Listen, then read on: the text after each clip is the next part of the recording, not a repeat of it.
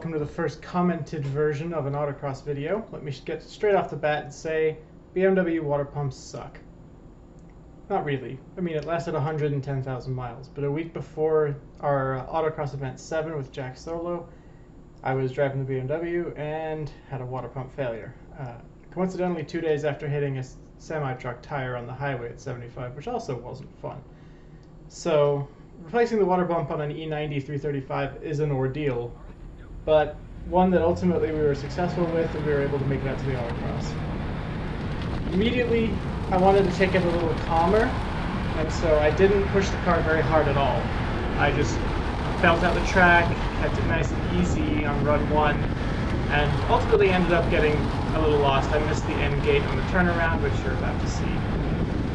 I was still sitting there worried. The thermostat housing on a BMW E90 335 has about 4 different hose connections, and not all of them are with hose clamps. Some of them have BMW's, it's hard to describe, it's kind of like a U-clamp that slips over fitting on the mounting point of the thermostat. They're very hard to get to, and so I was sitting with some residual fear that I hadn't quite tightened one up, despite the fact that I'd driven the car for about 2 days before this event, and I'd ran it through its paces, I'd double-checked the hose clamps. There was a little bit of paranoia.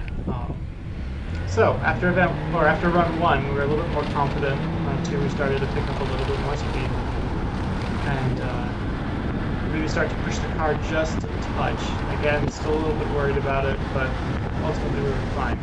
I did unfortunately end up completely missing the track here as I continued to the left side.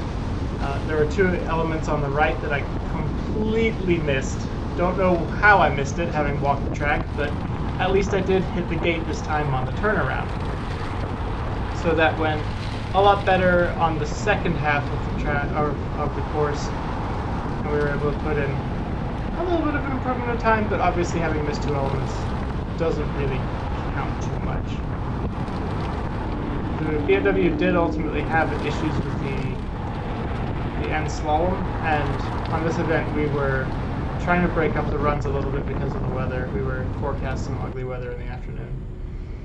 Run 3 is the one, it was the last run in the morning, but it was the first run that we actually got right, 100%. I didn't miss any elements, didn't miss any gates, didn't hit any cones, so we were in good shape. Again, started to pick up the pace. I actually matched the time in run 3 that I did in run 2, despite missing several elements in run 2. So this section of the track is actually really fun. There's a set of 4 cones were almost in a straight line. It was a nice wide open slalom on the crossover. And so the way I described it, so it was just a little bit of a wiggle, and ultimately that's what it was. So it was flat out going through there with a little bit of turn the steering back and forth to get through the elements. As I said, the slalom, it wasn't terrible. Last events, which I don't have video for unfortunately, was a lot tighter.